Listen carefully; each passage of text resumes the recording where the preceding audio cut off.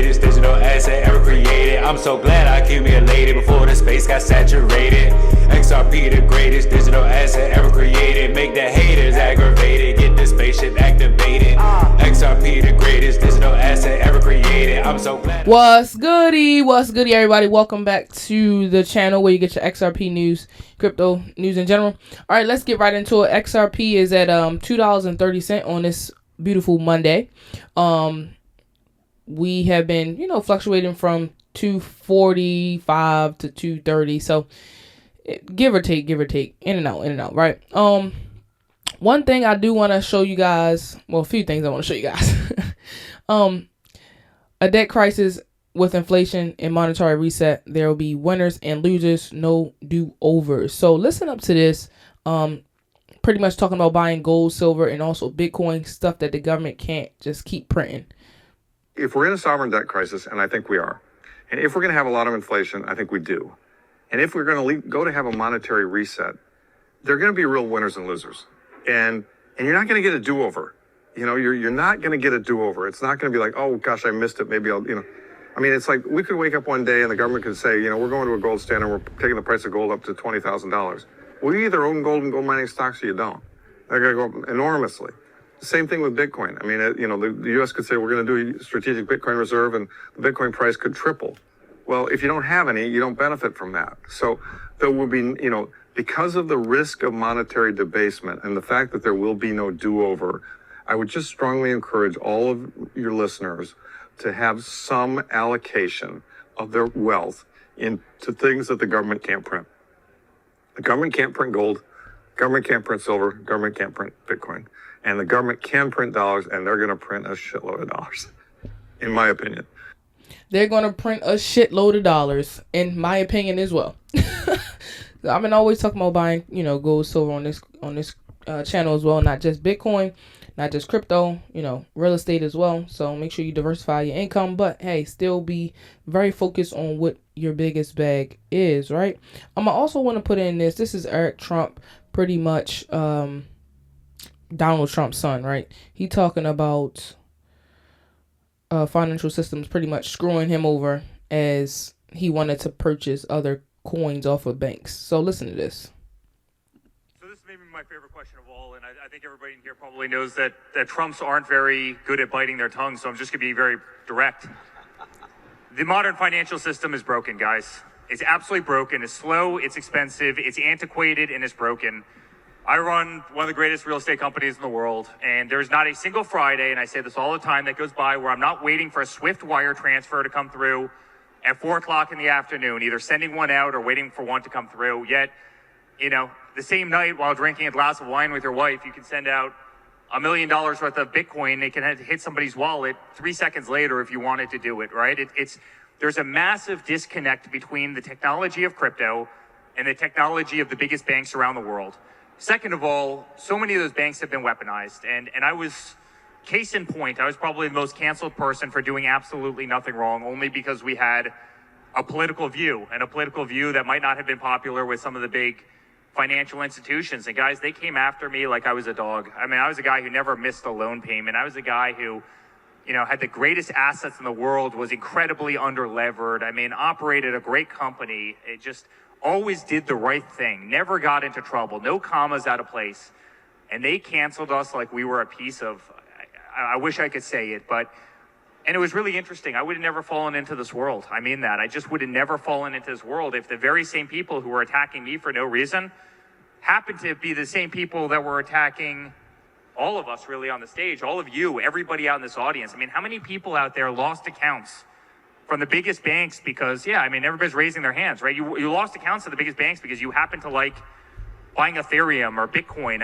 It's simple examples now that would literally make you laugh, and you realized how unfair it was. And I'm a guy that's sitting there. There's a lot of zeros on our balance sheet, as you could probably imagine.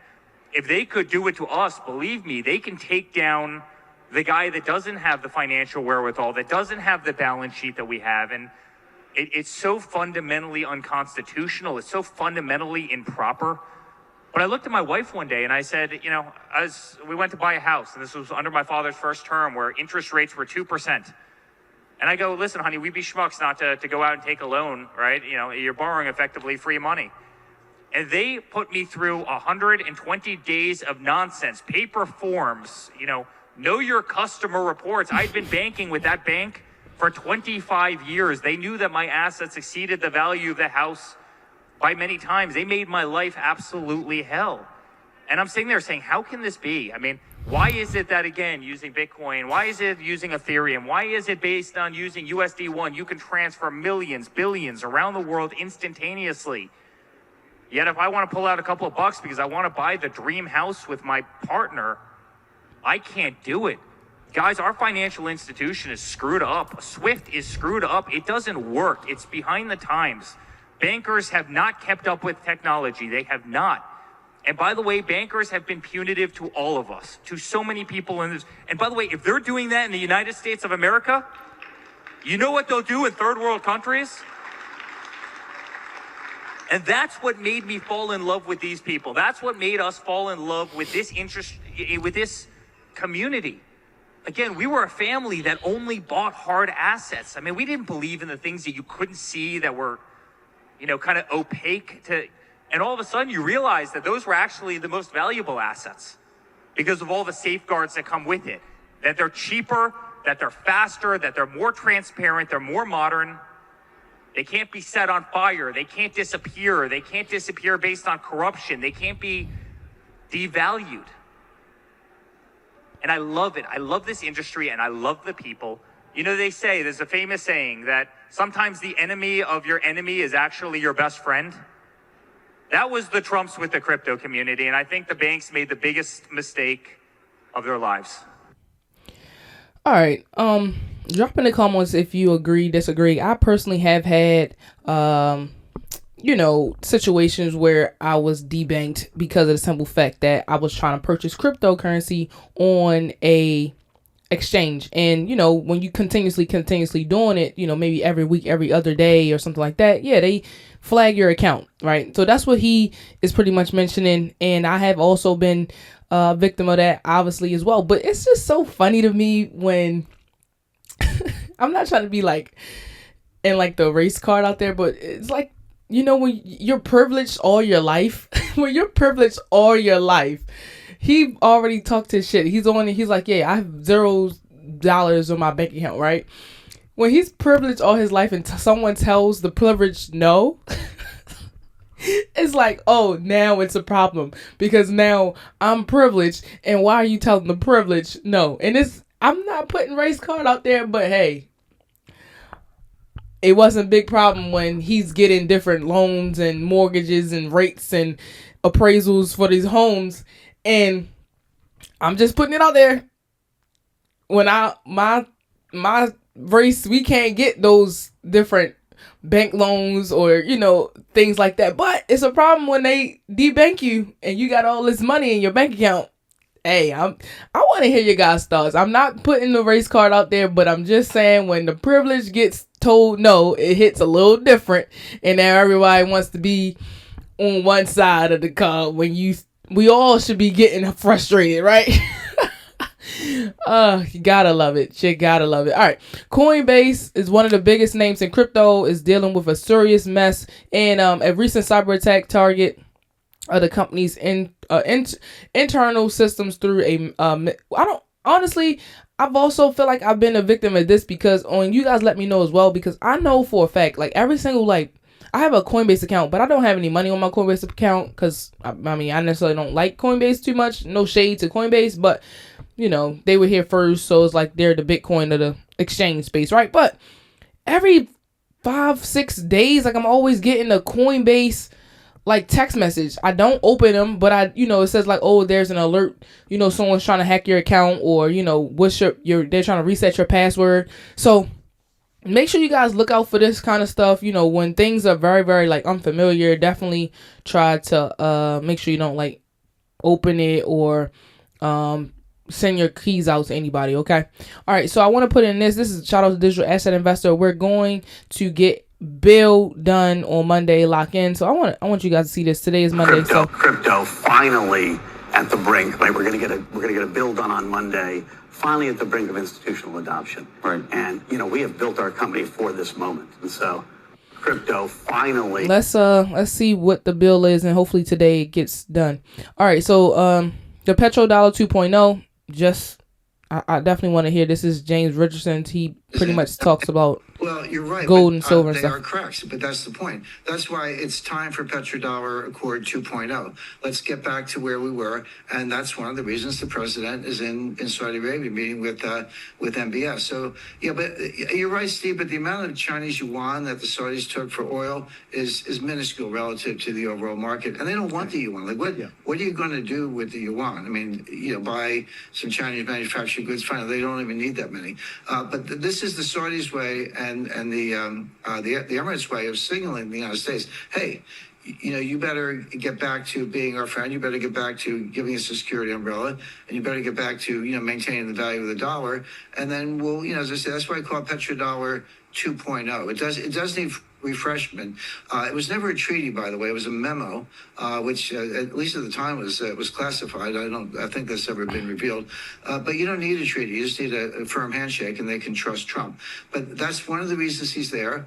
And the idea that this is just a business trip or whatever. Well, yeah, but it's all dollar based. That's the thing. So the Saudis will still sell oil to the Chinese, but they'll tell the Chinese you have to pay in dollars. That puts the pressure on the Chinese, because how do they get dollars? They sell stuff to the United States. What are the tariffs? Well, they were 150% 2 days ago. Maybe they're 30% for the next 90 days.